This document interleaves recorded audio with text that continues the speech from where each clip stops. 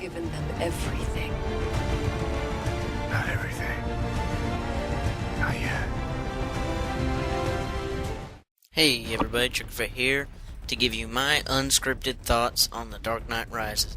I saw it this past Saturday, and I'm just going to tell you, it was a very good movie. I loved it. It was great, and I thought it was a fitting conclusion for the Dark Knight trilogy. And so if that's enough for you, then just exit the video right now. But let's go into a little further detail. I don't think that it is exactly, in my opinion, as good as The Dark Knight. I know some people, it's kind of conflicting, like, Dark Knight's better, no, Dark Knight Rises is better. I can tell you that the action in this movie is a whole lot more intense than the previous two. It's huge, like, large scale and stuff, and I was reading that one of the inspirations that they took for the movie's story and stuff was Batman Cataclysm, which was a story arc from the 1990s in which Gotham City suffers a major earthquake, and pretty much the government quarantines the city, and there's like gang wars going on. The Penguin's got this territory, Joker's got this territory, and kind of the same situation happens in the movie. Without spoiling too much, pretty much, Bane gets control of the city, and it's really like large scale, and at the end, big fights. They got like tanks fighting and things, jets and stuff everywhere, and it is really like large scale. It's like pretty much like how the end of the Avengers was, with a big fight scene at the end, where this whole city's under siege and the heroes get together to fight it off. And it's kind of the same thing going on here. And so the action was a whole lot better in this movie, like I said, than the previous two.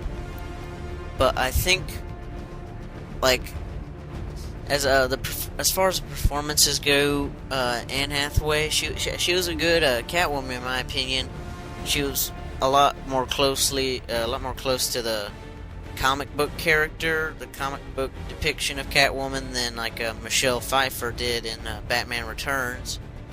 She's just kind of the cat burglar. She's the thief. She's sly. She kind of manipulates people into getting them to do what she wants them to do.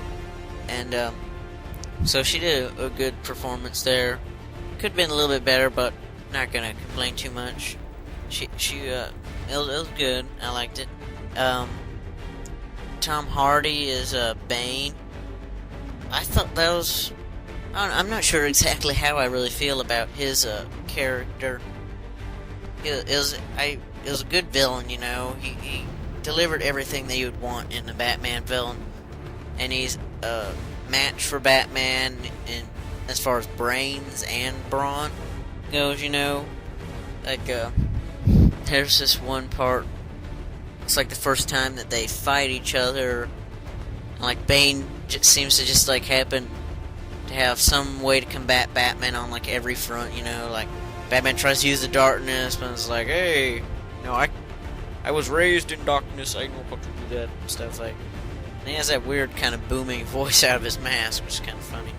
But yeah, so he was a good villain. He's not like Heath Ledger or anything. And I think that's one of the reasons that I did not like this movie quite as much as The Dark Knight. As far as scoring goes, I would give this movie like a 9.25 out of 10. And I would give, like, as far as the trilogy goes, Batman Begins, same score as Dark Knight Rises. They're both, and I'm not dogging this movie, it's a great movie. You definitely need to go see this, especially if you are fans of the previous two movies and you thought they were good. But, The Dark Knight, Heath Ledger just really knocked that out of the ballpark. His performance as the Joker was so good. And that is just, he set the bar so high that nothing can really top that, And I also think that if Heath Ledger had survived, if he was still alive today, unfortunately he passed away just before the movie Dark Knight was released. I honestly think that Christopher Nolan would have had him as a starring villain in this movie and not Bane. And I would have loved that. And I hope I don't spoil this. You get cameo appearances from characters from previous movies and stuff, including Jonathan Crane, Scarecrow, and stuff. And he has a really nice cameo. I'm not going to spoil that to you, what it's about or anything, but and that would have been really nice to see Heath Ledger do a cameo similar to that. But I'll talk about that in a later video with spoilers and stuff. This is going to be a spoiler-free review. I'm not going to mention any major plot points. But as far as the story goes for this movie, it was well crafted, excellent as always. The whole theme of this movie was Rise. Of course, it's in the title, Dark Knight Rises and stuff. And the basic premise in the beginning is, after the events of the Dark Knight, everybody thinks Batman's the bad guy. They think he killed Harvey Dent, so Bruce Wayne's been kind of a recluse for the past 8 years. He hasn't been doing anything, which I thought that was... I don't really know how I felt about that. Obviously, they took a cue from the graphic novel Frank Miller's Dark Knight Returns, where Batman's been retired for 10 years, and Gotham City hasn't been doing so well, except for in this one, Harvey Dent's death, like they said in the end of the Dark Knight, it kind of serves as the inspiration for Gotham City to clean itself up, And so everything's kind of fine and dandy in Gotham, and Bruce Wayne's like, I don't need to be Batman anymore, but I think I'm the bad guy. They're better off without me and stuff. And for some reason he's he's like a cripple now, which I don't really understand. Maybe it has to do something like at the end of Dark Knight where he fell off that 2-story building and stuff. Where I guess he broke his leg or something, I'm not sure. He's all weak, he walks with a cane and stuff. And he said his liver is all scarred.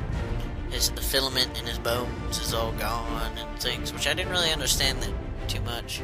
Maybe that's what it was. They didn't really explain that. Maybe it's just because he's been not doing anything for the past 8 years. They just lost all function and stuff. And so in the beginning, he's got to learn to become Batman again as soon as Bane pops up on the scene. And I think that the first act of the movie, that was really good. I really liked it. It made me feel like this is the Batman experience, the Wayne Manor's been rebuilt, he's back in the Batcave, he's got his Batpod, he's, being chased by the cops and stuff, and it feels like, great, this is Batman, this is what I think that Batman is, and that's just kind of something that you picture in your head whenever you think of Batman, him going through the city at night in the Batmobile or anything, and he actually doesn't use Batmobiles. But anyway, and the first act of the movie is really good. I like that. And then of course, you get to the second act where he has to rise again after he's been broken, so to speak. And the second act, as good as the first act was, the second act was, in my opinion, probably even better. You've got now the city's under siege and stuff. It's in occupation, and then it leads up to that great climax at the end. And the ending to this movie, I thought, was really satisfying. It might upset some people. I'm not going to spoil it or anything, but it might upset some people because it wasn't really. It doesn't end kind of how you think it would. And I guess there's a possibility for them to continue the story. Not quite sure. It's kind of you have to think of. It's kind of you decide, pretty much. And so some people have been hoping that Christian Bale might return as Batman in a Justice League movie, which I don't think that'll really happen. I think that the Christopher Nolan Batman universe and the Man of Steel universe, as I'm calling it, are kind of two separate things. I don't think that they would tie those two together. They could if they wanted to, if they really wanted to, but I guess if they offer them enough money, they might come back and do it. But, yeah, so, not really sure on that, but it's a very satisfying conclusion to the trilogy. I definitely recommend you guys going out and seeing it. Not gonna drag this on anymore. Like I said, I give this a 9.25 out of 10.